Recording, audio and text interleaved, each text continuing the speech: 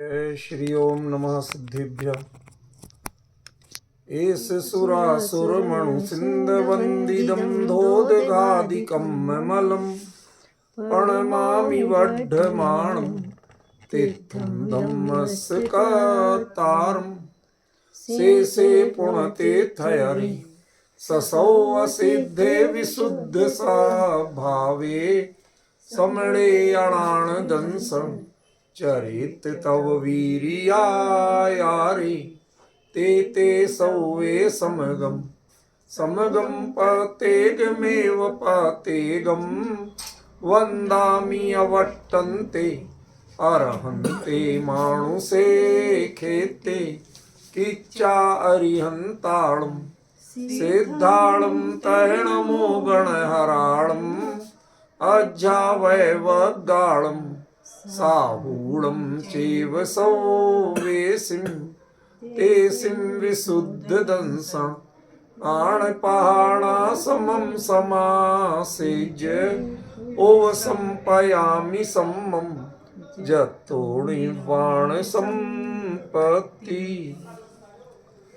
प्रवचन सार परमागम गे तत्व प्रज्ञापन महाधिकार गाथा 110 पृष्ठ 224। णत्ति गुणोत्तिव कोई पज्जाओतीह वा वीणा दौवम दौवत्तम पुण भावो तम महादौवम स्वयं सत्ता।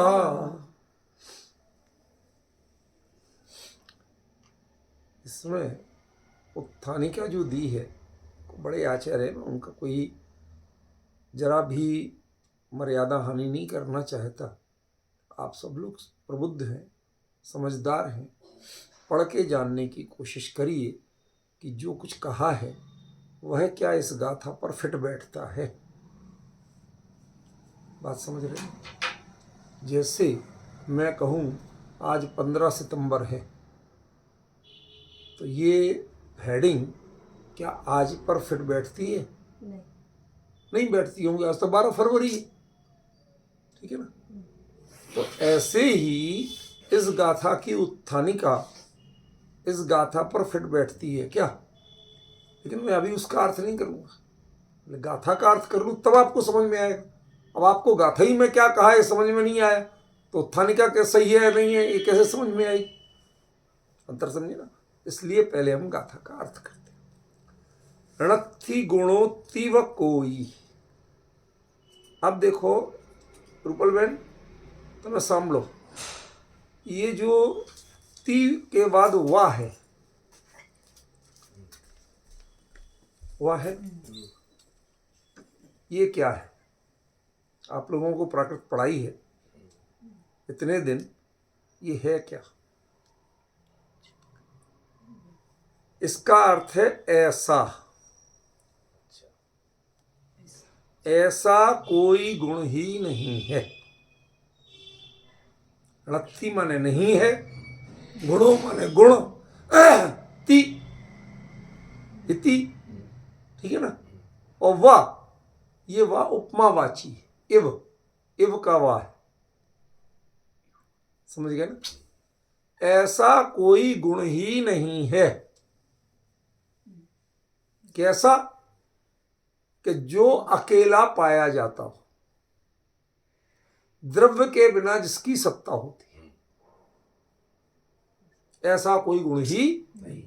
माने गुण कोई वस्तु नहीं है अपने आप में जो इंडिविजुअल पाई जा सके, जिसकी स्वतंत्र सत्ता हो, ऐसा कोई गुण नहीं है। गुण नाम की कोई वस्तु नहीं, एक भी गुण ऐसा नहीं है जो अकेला पाया जाता हो। इतना तो समझ में आ रहा। पज्जा होती है, और यहां कोई ऐसी पर्याय भी नहीं है। कैसी? वाह वीणा दब्बम, जो बिना द्रव्य की होती हो। अब कुंद आचार्य को समयसार पढ़ाओ तो वो क्या कहेंगे? जहां पर पूरे में कहते हैं पर्याय भूल जाओ, है ही नहीं पर्याय, समझ गए। मैं तो पर्याय बिना का द्रव्य हूं। क्यों?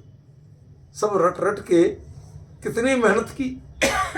वही कुंद कुंद क्या कह रहे कि ऐसा कोई एक भी पर्याय ऐसी नहीं है जो बिना द्रव्य की होती। लिखा कि नहीं लिखा? मतलब इसमें द्रव्य गुण पर्याय की और गुण की द्रव्य से अभिन्नता सिद्ध की। मूल सत्ता द्रव्य है, मूल सत्ता गुण और पर्याय नहीं। ठीक है ना? वो उसमें है, सत वो भी है, क्योंकि जो सत में रहेगा वो अपने आप सत्ता हो। समझ में? जैसे अमेरिका दुनिया का एक छत्रपति जैसा देश है, तो अमेरिकन नागरिक जहां कहीं भी पाया जाएगा दुनिया में, उसकी कीमत किससे होगी? अमेरिका के हिसाब से। उसकी कीमत उसके हिसाब से नहीं होगी कि वो पढ़ा लिखा है कि अनपढ़ है, गरीब है कि अमीर है, सुंदर है कि बदसूरत है। उसकी अपनी कोई अलग पहचान नहीं। उसको एंट्री दी जाए कि नहीं दी जाए, ये उसके पासपोर्ट माने किस देश का पासपोर्ट, पासपोर्ट पे फोटो किसकी है इतनी इंपॉर्टेंट नहीं। समझ गए? किस देश का पासपोर्ट वो कैरी कर रहा है, उसके आधार पर व्यवहार करने का निर्णय होता है। लोग करते, सही है कि नहीं? वो यद्यपि व्यक्ति है, लेकिन वह अपने देश से भिन्न नहीं। वह जहां भी अकेला भी घूम रहा है तो अपने देश का ही प्रतिनिधित्व कर रहा है, उससे ही उसकी पहचान हो रही। तो प्रॉपर जान रहे हो ना, इसमें तो कोई अटपटी बात नहीं, यही कह रहे। तो उसमें किसकी बात कर रहे? गुण और द्रव्य की, के गुण पर्याय और द्रव्य की।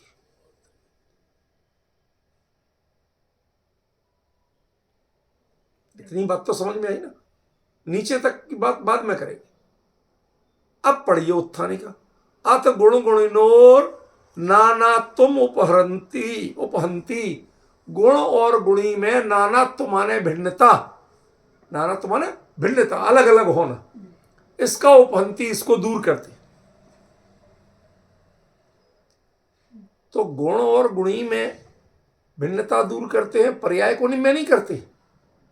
इसमें द्रव्य को, गुण को भी, द्रव्य के बिना कोई गुण नहीं है और द्रव्य के बिना कोई पर्याय भी नहीं। दोनों बातें कही नहीं। और उत्थानिका क्या बनी?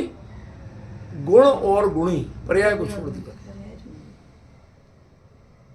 अब समझ गए मैंने क्या कहा था? कब तक आप घबराओगे, कब तक डर डर के जियोगे?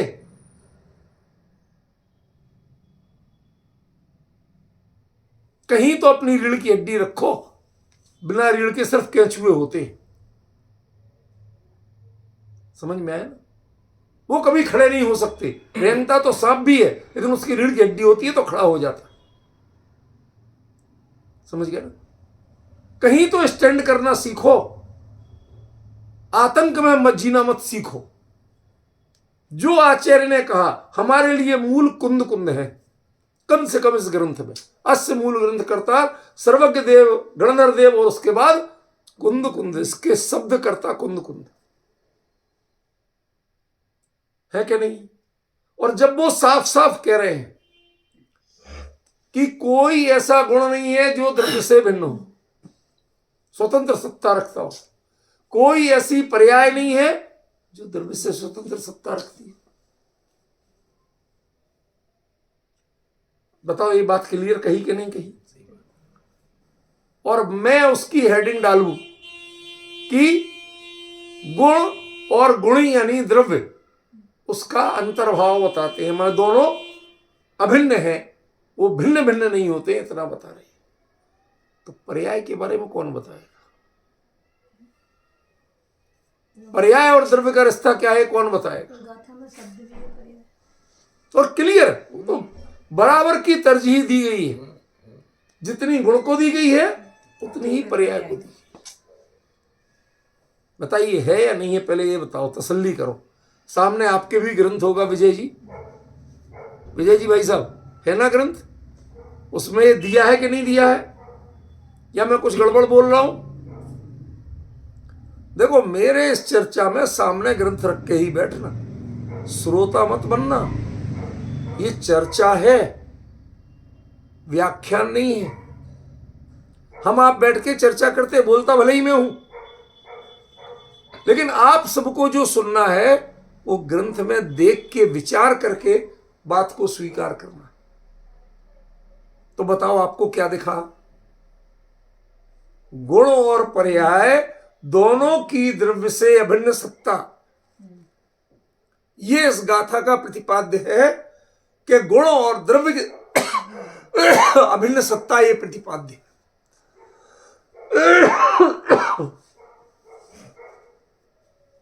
मैं आपको खुली छूट देता हूं, जिसको बोल रहा हूं, विरोध कर रहा हूं, माइक खोल के बोल दो, सामने से बोल दो, लेकिन गाथा पढ़ने के बाद बोलो, बिना पढ़े मत बोलो। ठीक है ना? अब क्लियर दिख रहा है कि नहीं दिख रहा है? अब समझ में आ गया कि मैंने उत्थानिका पर क्वेश्चन मार्क क्यों लगाया था? आचार्य पर क्वेश्चन मार्क नहीं लगाया। अब यूं तो अकेला सत कहने में सब आ जाता है, आपको गुणगुणी कहने में पर्याय तो आएगी। मुद्दा ये नहीं है। फिर तो जब आचार्य स्पेशली उन शब्दों का प्रयोग करके बता रहे हैं तो इसका मतलब है उनका उद्देश्य कुछ और है, सीमित नहीं है। समझ में? आप अपनी ओर से विवक्षा नहीं मेरा मतलब वही था, ये नहीं चलेगा। जो कहा है उसको टू द पॉइंट बताओ, हेडिंग तब बनेगी। भाई गुण गुणियों की जगह ले देते गुण पर्यायोः, गुण और पर्याय का द्रव्य से, फिर आगे वही कह देते नाना तुम उपहंती, उनकी भिन्नता का निवारण करते हैं। मतलब द्रव्य, वो गुण और पर्याय ये द्रव्य से भिन्न है, इस मान्यता का निराकरण करते हैं। एक पर्याय शब्द को क्यों छोड़ दिया? पर्याय गुण में अंतर्भूत नहीं होती। जैसे गुण एक सत्ता है अपने में, ऐसे पर्याय भी सत्ता। पिछली गाथा में ये बात खुल के कही कि नहीं कही? समझ में आया ना? उसकी परिपूर्ण सत्ता मानी, अपंग सत्ता भी नहीं मानी। ठीक है? बस कहा क्या कि द्रव्य के बिना, जैसे द्रव्य पर एक बार पर्याय की चर्चा नहीं हो तो अभी द्रव्य हो सकता है, लेकिन द्रव्य का परिचय नहीं हो तो पर्याय नहीं ढूंढ सकती। आपका कहां पाई जाए? द्रव्य है तो गुण और पर्याय है। ऐसे समझो, दृष्टांत परिपूर्ण नहीं होता, समझने के लिए कह रहा हूं। ऐसे समझो, किचन में डिब्बा ही नहीं है, अब दाल काय में ढूंढोगे? क्या? अरे डिब्बा तो चाहिए। अब 10 डिब्बे रखे, इसमें नहीं तो उस डिब्बे में होगी। कुछ कह तो सकते हो आप। तो जैसे डिब्बा है वो एक इंडिविजुअल पहचान है, उसमें किस डिब्बे में दाल भी हो सकती, किसी में चावल भी हो सकता है, किसी में नमक मिर्च मसाले भी, सब ठीक है। तो द्रव्य वह ऐसा आधार वस्तु है जिसमें गुण और पर्याय विलसते हैं। ठीक है? वो समय सार ने आपको जितना रटाया उसको थोड़ी देर शांत हो जाए। वो सब प्रयोजन की बात थी, मतलब निकालने के लिए था। हम लोग बचपन में कभी पिताजी जैसे दिन में भोजन करते, सभी का नियम था, तो अब 4 बजे दुकान पहुंच जाओ, मम्मी डांट डर के पिताजी को लेट हो जाएगी, फिर करेंगे। जाते 4 बजे इसलिए भगा देती थी, जाके तुम खड़े हो जाओ, वो तो दुकानदारी में बिजी रहेंगे, उन्हें ध्यान नहीं रहे तो जाकर उन्हें कह रहे नहीं पहले जाओ। हमारे अंथो बोलते थे। ठीक है ना? सूर्यास्त से पहले के भोजन को अनस्तमिते सूर्य, सूर्य जब तक डूबा नहीं तब तक करना, उसके बाद नहीं करना। ठीक है ना। तो उसी का अनस्तमितौ, अनथमौ, अनथौ, ये सब उसी से बना है। प्राकृत यदि देखेंगे तो उसमें बन जाता है, बिल्कुल सिखाएंगे कभी धीरे धीरे। तो अंतौ करने पिताजी को भेज दो, ये कहा। हम लोग जाके पहुंच जाते थे। अब वहां देखते ही वो उनसे, आओ मालक, इनसे, हम लोगों से नहीं, ग्राहक, गांव का गंवार जो भी आ रहा, आओ मालक बैठो बैठो, अरे तुम तो हमारे खासम खास हो, तुम्हारी नौकरी के तो हम बैठे दुकान पे। पूछा कि आपके मालिक हैं? नहीं तो क्यों कह रहे? भाई दुनिया में कहावत है कि जब प्रयोजन हो जिससे, उसकी प्रधानता करके बात की जाती है। कि इनके हाथ का पानी तो पिए नहीं, और मालिक लेकिन पैसा ले लेते हैं इनके हाथ का। शब्द समझ में आ रहा कि नहीं है? क्योंकि पैसा नहीं खाना है, वो तो विनिमय का साधन है। डिफरेंस समझ गए? हम कोई जात पात की बात नहीं, पुरानी बातें बता रहे खाली। तो वो इस तरह से कहा गया। तो मैं क्या कहना चाहता हूं कि उनको यदि बड़ा मालिक पता नहीं क्या क्या जो कहा गया, वो अपना उस समय का प्रयोजन था, इसलिए कहा। उसे तुम सच्ची मत मान लेना। जो चीज प्रयोजन से कही जाती है वो प्रयोजन की पूर्ति तक ही होती है। जो वो माल लेके, कपड़ा लेके पेमेंट करके उठता था, उसके बाद वो मालिक खत्म हो जाता था, फिर दूसरा मालिक होता था। उससे कहते भाई जरा उधर सरक के बैठो, तुमने ले लिया ये, जब बाजार घूमो कि यहाँ बैठने की नहीं जगह। अभी तो बिठा रहे थे बिल्कुल बाकायदा चद्दर बिछा के, और अब ऐसे कर रहे। क्या कर रहे? प्रयोजन पूरा हो गया। समय सार प्रयोजन की बात करता है। तुम्हारा भ्रम है कि तुमने उसे वस्तु को मान लिया।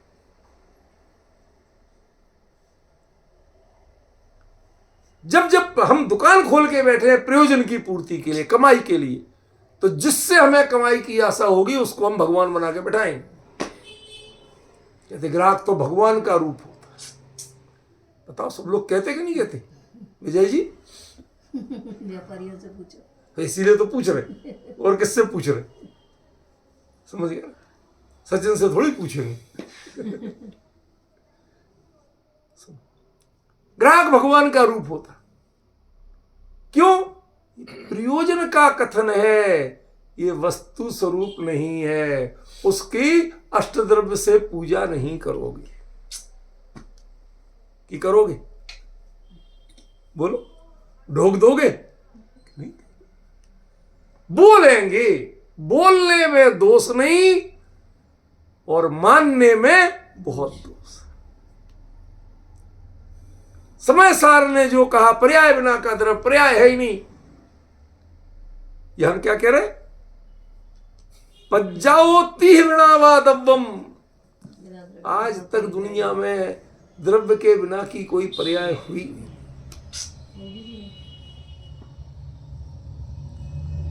बोलो, साफ साफ लिखा कि नहीं लिखा? सही बात। पूरा मर्म खोलूंगा मैं। बहुत गंभीर गाथा है ये, बहुत अद्भुत दृष्टि दी है इसने। मैं आपको एक छोटा सा संदर्भ बताना चाहता हूं। आज पढ़ाया था यूनिवर्सिटी में, उस बात को थोड़ा सा इससे जुड़ी हुई है, इसलिए बता रहा हूं। जो मूल में शब्द होते हैं ज्ञानियों के, उन शब्दों की गहराई में उतरना, लंबाई चौड़ाई मत मापना।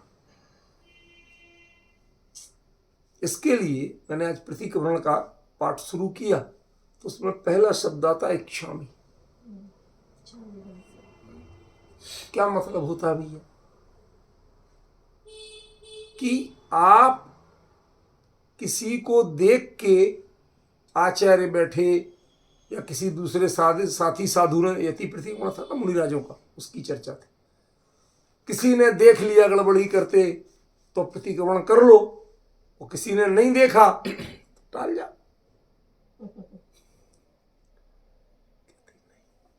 इच्छा में तो मैं स्वयं बेचैनी होना चाहिए कि मैं चल के आया हूं, अपनी ओर से तो ईर्या पथगमन किया, लेकिन वो परफेक्ट था कि नहीं था? रात को ट्रेन में सो जाओ और सो के सुबह उठा, स्टेशन आ गई, सामान लेके उतर, तो एक बार चेक करते कि नहीं करते? क्यों? कौन कहता है?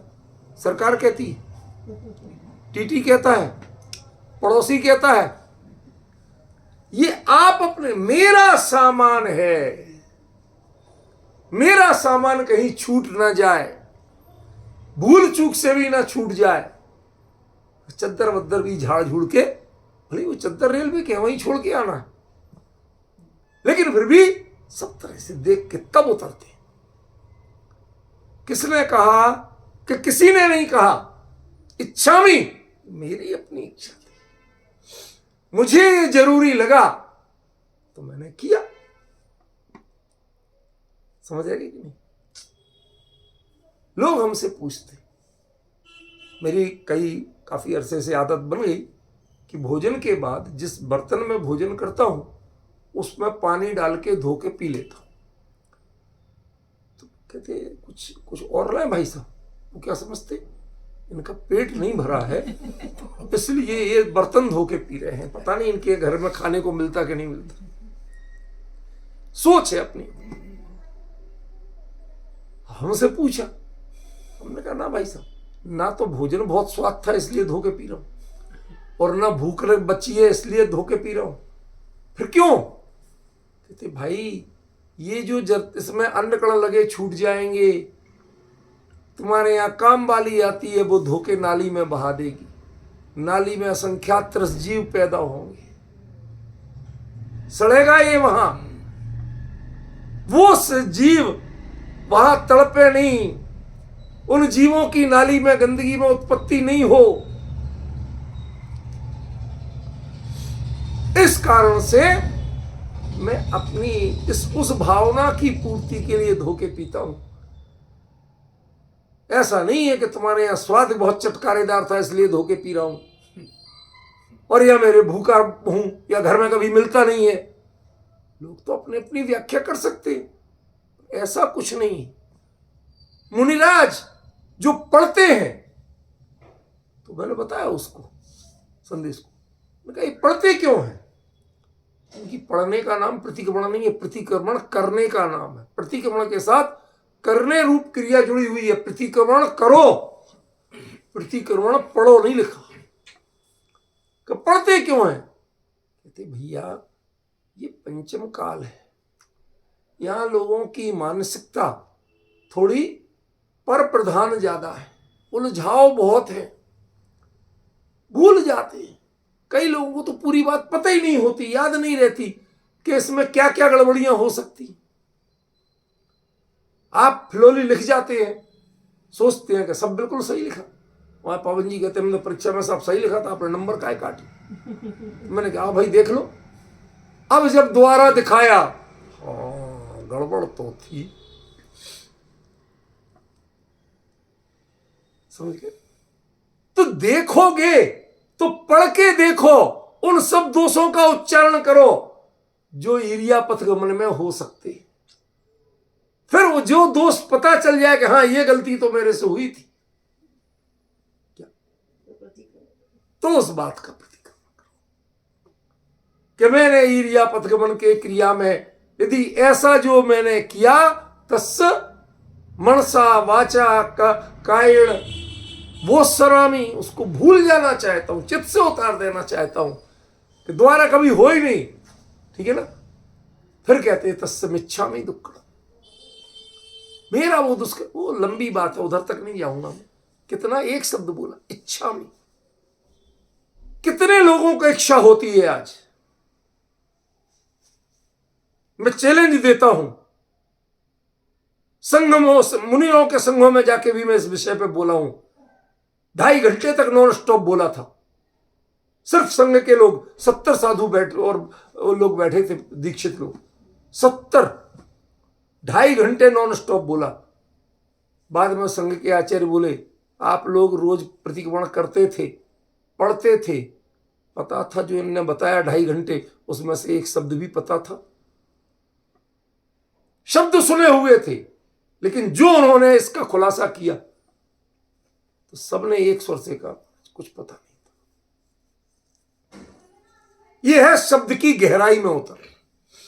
जब शब्द से ही परिचित नहीं होगे तो गहराई में कहां जाओगे?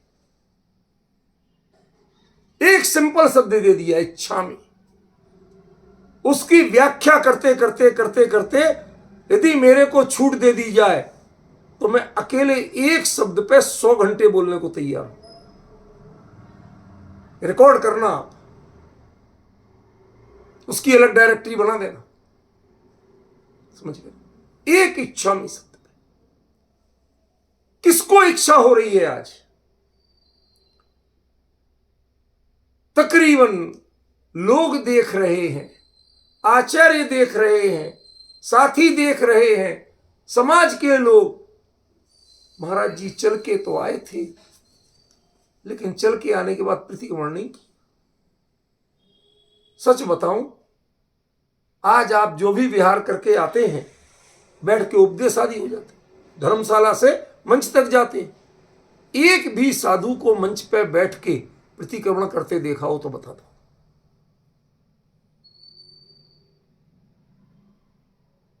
शांति से देखना। प्रतिक्रमण के समय पे कर लेते हैं, बस खत्म। तो ईरिया पथ प्रतिक्रमण तो जो क्रिया होगी उसका प्रतिक्रमण है।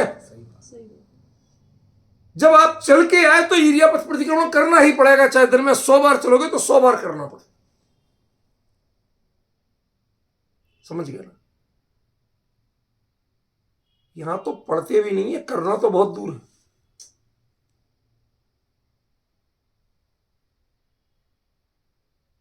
मन से, वचन से, कर्म से वो सब दिखना चाहिए। कोई एक करता हो तो बता दो। लोग पढ़ते नहीं है, नहीं महाराज जी का टाइम होगा प्रतिक्रमण, कुंडी बंद। क्यों कुंडी बंद क्यों? मैं आज आपको बताना चाहता हूं एक संदर्भ। जो स्थानकवासी श्वेतांबर जैन भाइयों का संप्रदाय है, उनके प्रमुख हैं आचार्य शिव मुनि जी।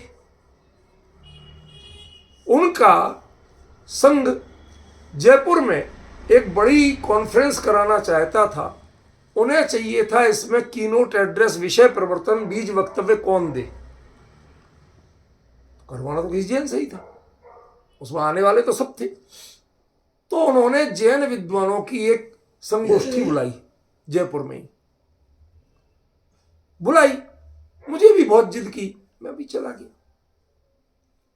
अब ज्यादा कुछ नहीं बताऊंगा, हमारे जो संयोजक वगैरह कितने हित चिंतक हैं मैं जानता हूं। तो उन्होंने मुझे बोलने का समय वो दिया कि जिस समय सब उद्घाटन सत्र हो गया, सब हो गया, उसके बाद सब भोजन के लिए। भोजन के तुरंत बाद पहला वक्ता मैं, 250 श्रोता थे, कुल 250 श्रोता थे। एक बच्चा था और 2 लोग, उस दिन उनका उपवास था। ऐसे 250 श्रोता थे, समझ गया? बाकी या तो खाने पीने में लगे थे, खा पी के घूम फिर रहे थे। और जितने साधु थे, साधु वो सब अपने अपने कमरों में प्रतिक्रमण के लिए। अच्छा, उनके यहां होता है सब माइक यूज नहीं कर सकते और मुंह के आगे कपड़ा करके बोलना।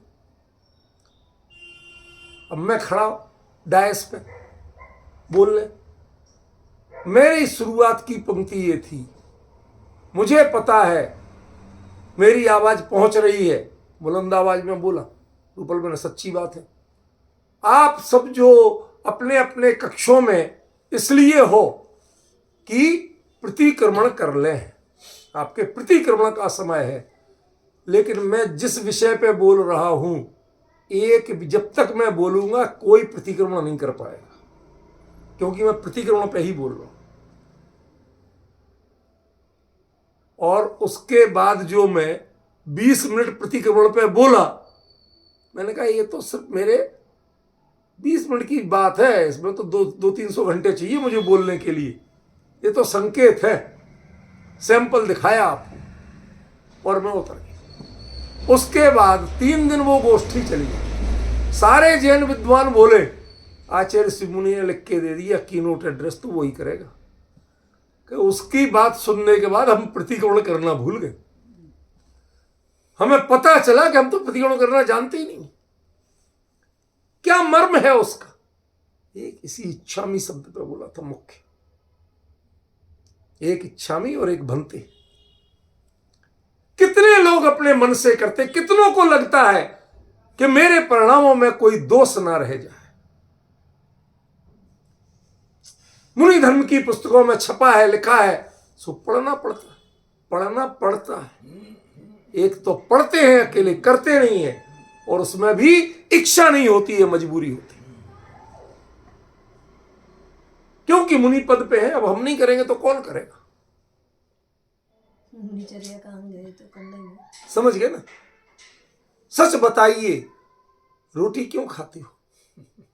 अब खाना पड़ती है, अब क्या करें? खाना पड़ती है कि खाते हो? क्यों विजय जी, भोजन करना पड़ता है कि करते हो? उसकी इच्छा होती है। आहार दंसलेण तत्सुभ जोगेण ओम कोठाए साधी दरु दुईरणाए हमदियु आहार।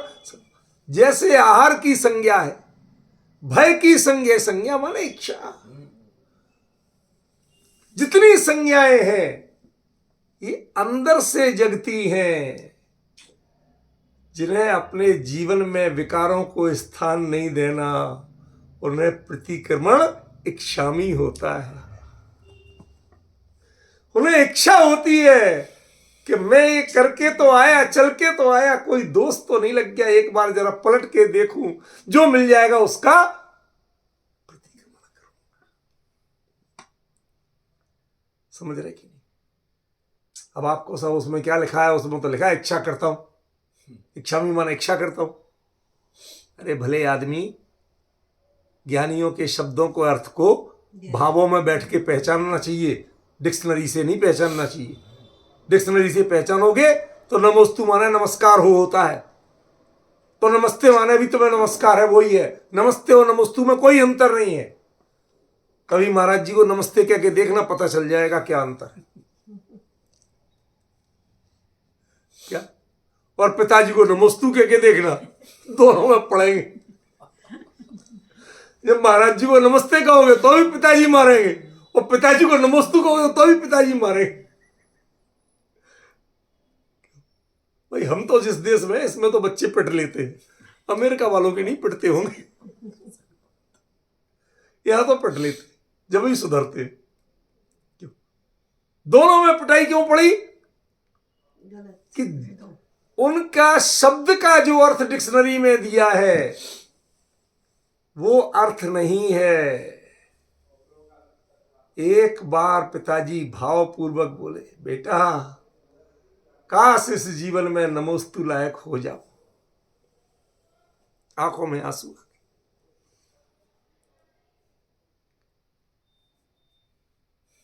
क्या कहा? काश इस जीवन में नमोस्तु लायक। अब उसमें समझा रही, इसका मतलब तो कुछ और होता है। जब तक निर्ग्रंथपना प्रकट ना हो तब तक व्यक्ति नमोस्तु का पात्र नहीं होता। डिक्शनरी में ये अर्थ नहीं मिलेगा। ये अर्थ उस संप्रदाय में, उस आमनाय में जियोगे, संग में रहोगे, तब मिलेगा। आपने डिक्शनरियां पढ़ी हैं, उनमें अर्थ नहीं मिला करते। इच्छामी का अर्थ किसी कोश में नहीं मिलेगा। इच्छामी का अर्थ उन संस्कारों में जाके जीना पड़ेगा, तब मिलेगा। शब्द तो सामान्य है, लेकिन तो अभी कुछ भी नहीं है, बोलता रहूं तो पता नहीं कितने घंटे बोलूंगा इस पे। ये बहुत गहरा है। कैसे कैसे इच्छा होती, जैसे आपको विषय भोग की इच्छा होती, भोजन आदि सभी, जैसे आपको भूत प्रेत के नाम से डर लगता है, अकेले रह जाए तो डर लगता है। कौन डराता है? कोई डराता है? नहीं डराता, हम खुद ही डरते हैं। क्यों? दिमाग में पाल रखा है मैं अकेला रह गया हूं, जबकि 12 भावना में रोज पढ़ते हैं आप अकेला उतरे मरे अकेला हो, यूं कब हुई इस जीव को साथी सगाना कोई। सब पढ़ते रहे लेकिन रत्ती भर भी दिमाग में नहीं चढ़ पाया। वो तो पढ़ते हैं, ऐसा होता थोड़ी, होता तो वो तो अकेले में तो डर लगेगा ही। ये लगेगा कौन डरा रहा है ये बताओ तुम्हें? कोई है यहां? नहीं। पिताजी अकेला छोड़ के मत जाओ, बच्चा कहता अकेले में डर लगता है। किससे डर लगता? यहां तो कोई है ही नहीं। कहते इसी से डर लगता है, कोई है नहीं। क्योंकि हमारी आदत पराश्रय की हो गई है, अपने आप से हम घबराते हैं। मैं अकेले क्या करूंगा? हम तो कहते हैं अकेला छोड़ दो तो बहुत कुछ करूंगा। 4 लोग बैठे उनकी सुनूं कि अपना काम करूं। इसलिए तो इच्छा में उस व्यक्ति की इच्छा होती है जिसे शांति से लिखना पढ़ना स्वाध्याय करना हो, लोग छोड़ के चले जाए तो और मन लगता है क्या? और जिसे संसार से भोगों से इनके चक्कर में पड़ा है उसे अकेला रहने में डर लगता है। देह से जिसका ममत्व भाव है उसे अकेला रहने में डर लगता है। समझ में आया? दूसरा सब था भंते। भंते माने क्या होता है? भंते माने होता है 100 इंद्रों से पूजित भगवान, माने तीर्थंकर साक्षात समोसण में विराजमान। समोसण में विराजमान भगवान के सामने एक्सक्यूज मी की छूट नहीं होती। ये तो जानते हो ना शब्द, एक्सक्यूज मी, कोई बात, सॉरी, इनकी कोई गुंजाइश नहीं होती।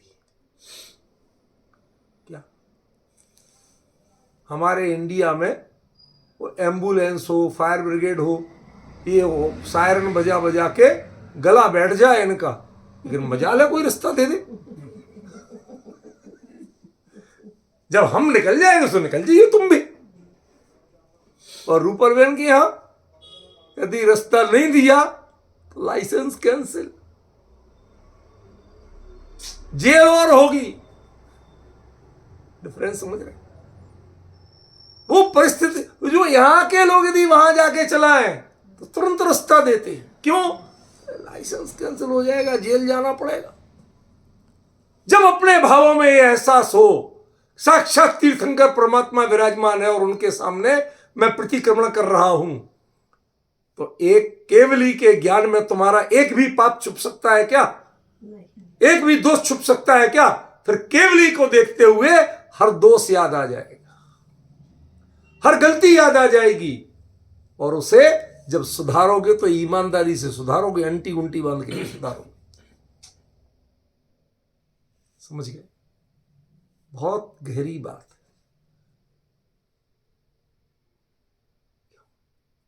राष्ट्रपति भवन में राष्ट्रपति के सामने आप अनावश्यक ताली नहीं बजा सकते।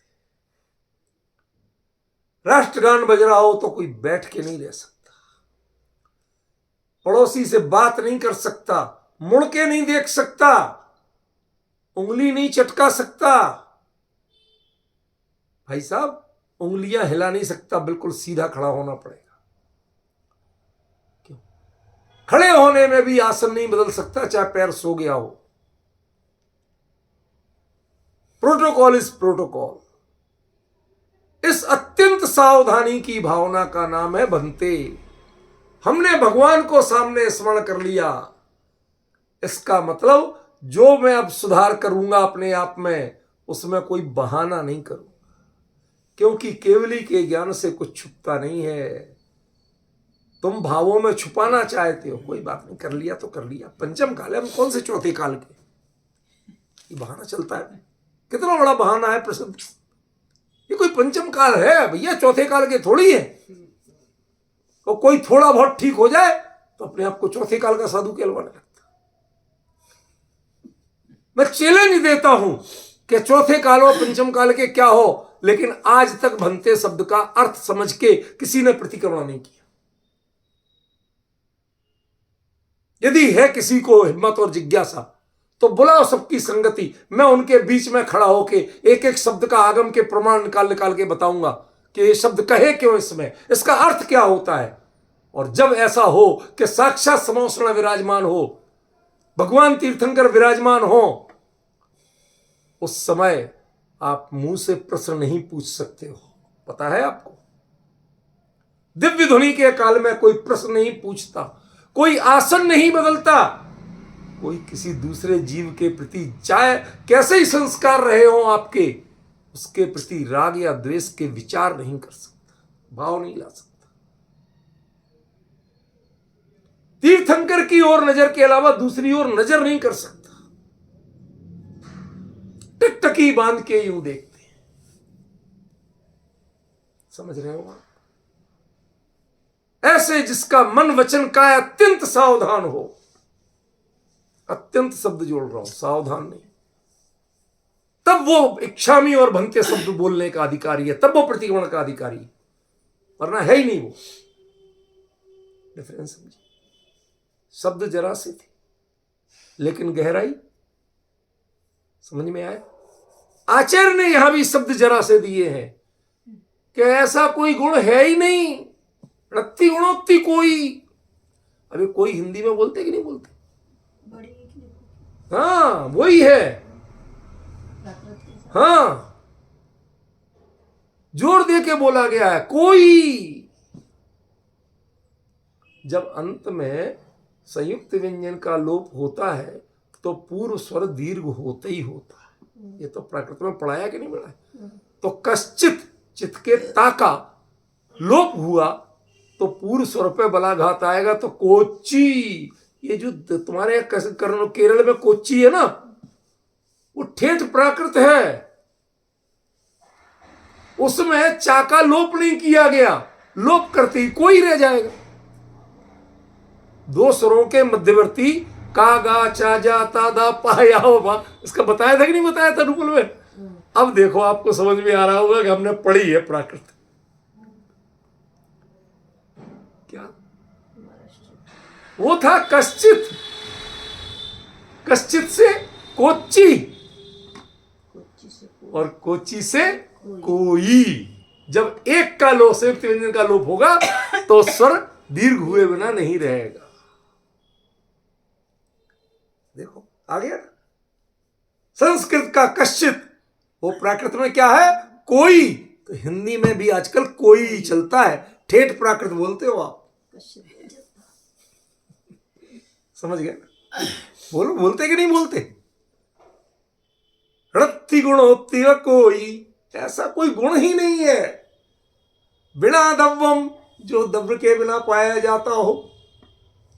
वाह, अथवा एक बात कह दी, दूसरी बात, ये बात छूट गई ऊपर, उपसर्ग उत्थानी का। अथवा पज्जाओ वा, कोई पर्याय भी ऐसी नहीं है जो द्रव्य के बिना पाई जाती है। कल्पना कैसे कर ली कि मैं एक ऐसी पर्याय हूं।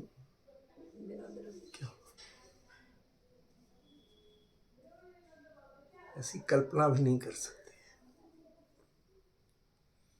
कि साहब समय सार में फिर क्यों करवाई थी इतनी? कहती वो प्रयोजन की बातें थी। ये मतलबी दुनिया है। मतलब कभी वस्तु स्वरूप को नहीं देखता है, वो तो अकेले अपने को देखता है। समझ गए? इसलिए मतलबी मत बनिए। प्रवचन सार यथार्थ का ग्रंथ है। जैसा अर्थ यानी वस्तु स्वरूप है, यथा माने जैसा, अर्थ माने वस्तु स्वरूप। जैसा वस्तु का स्वरूप है बस वैसा ही बताता है।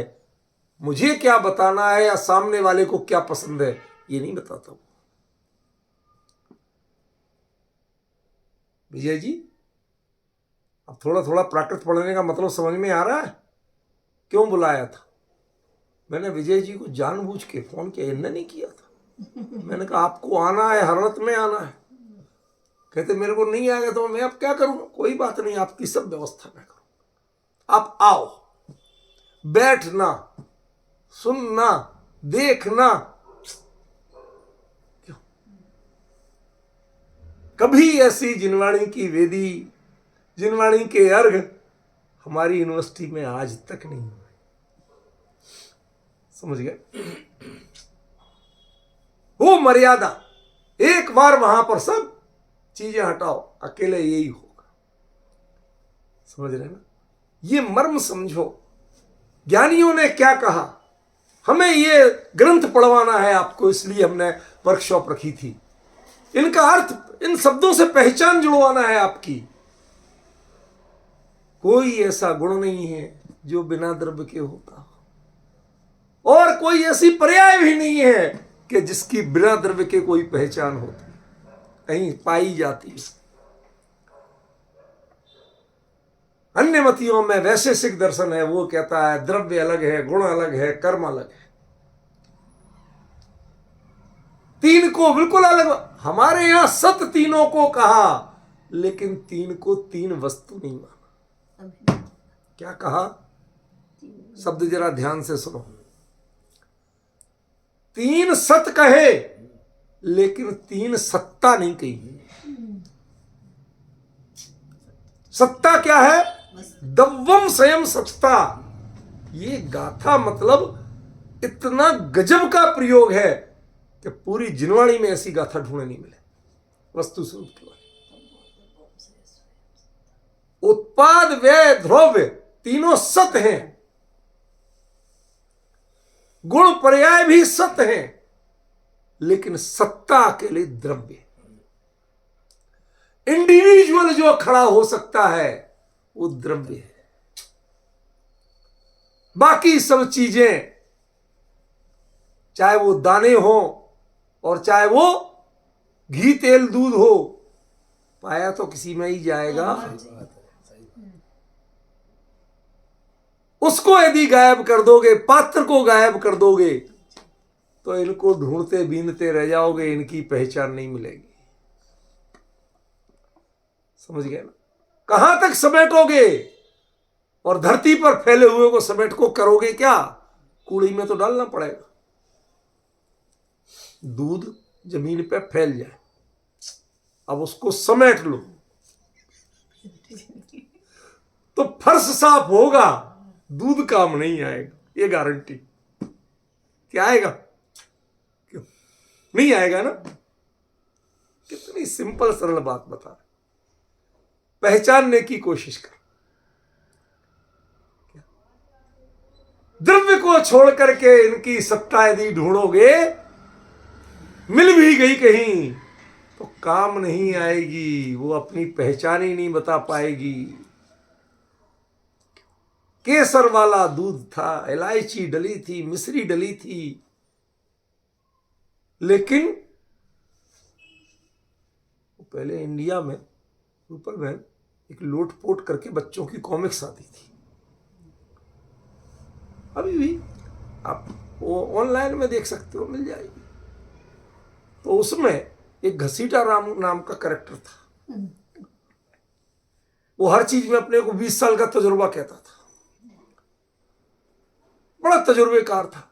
तो उसने कहा यार अकल लगाओ, हर लगे ना फटकरी, रंग चोखा आ जाए। उसने विज्ञापन निकलवाया अखबार में, एक ऐसे नौकर की जरूरत है जो बिना तनख्वाह के काम करने को तैयार हो। अब कोई एक आ भी गया, ठीक है मालिक मैं तैयार हूं, सब काम करूंगा। क्या करोगे? सभी काम करूंगा। तो क्या खाने पीने को तो मांगोगे कि नहीं? गुरुद्वारे जाऊंगा, मैं भी खाऊंगा और आपके लिए भी ले आऊंगा।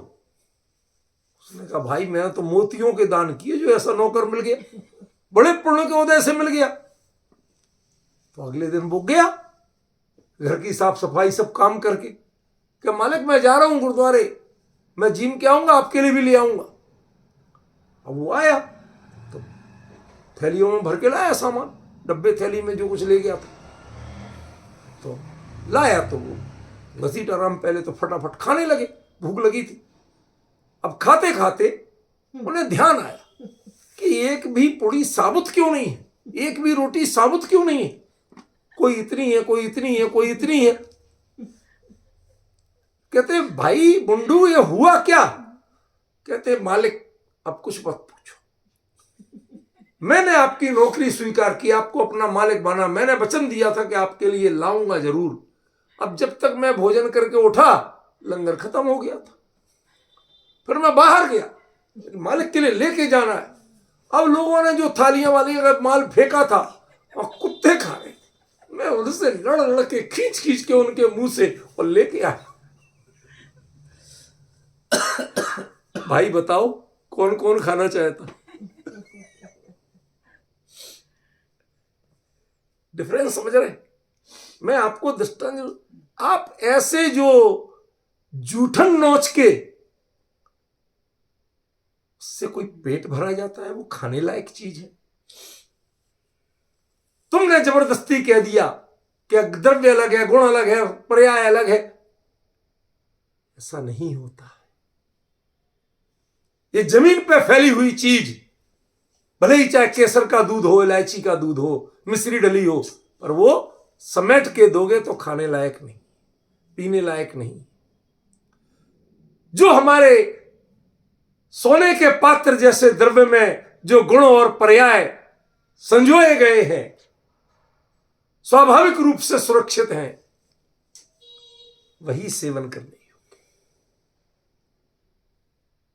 इसलिए रत्ती गुणोत्ती कोई, ऐसा कोई गुण ही नहीं आज तक पूरी दुनिया में किसी द्रव्य में किसी देश में बना ही नहीं ऐसा गुण कि जो बिना द्रव्य के होता। ऐसी कोई पर्याय नहीं हुई आज तक अनादिकाल से, ना आगे कभी हो सकती है कि जो बिना द्रव्य के हो जाए। दव्वत्तम पुण्य भावो, ये तीसरी नई बात कह रहे हैं। समय तो बहुत थोड़ा बचा, कम से कम गाथा का अर्थ तो पूरा कर ले। दव्वत्तम पुण्य भावो, कहते जो द्रव्य है ना वो तो वस्तु है, लेकिन द्रव्यत्व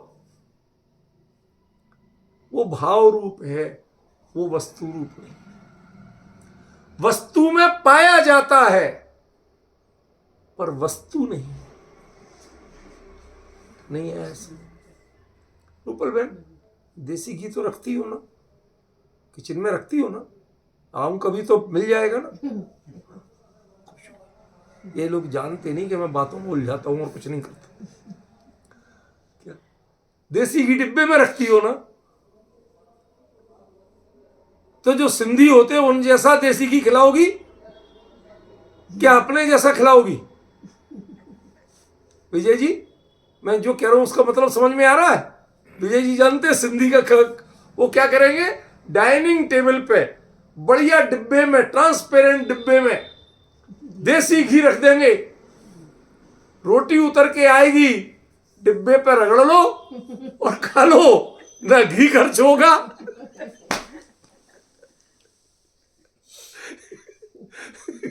अब समझे सिंधी क्यों कहा था? क्या अरे इसको घी दे, इसको रोटी चुपड़ना कहते हैं क्या? रोटी चिकनी होती है तो घी से होती है। घी पना तो वो भाव है जिसकी चमक आ जाए रोटी पे। जब तक रोटी पे चमक नहीं आई तो घी लगा नहीं है। जीव द्रव्य की बात करो और चैतन्य का एहसास ना हो तो उसे जीव कहोगे क्या?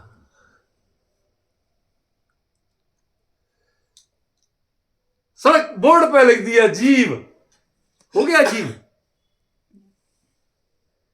दव्वत्तम पुण्य भावो, द्रव्य का द्रव्यत्व, द्रव्य का द्रव्यपना भाव में बसता है। भाव के बिना द्रव्य का द्रव्यपना सिद्ध नहीं कर सकते।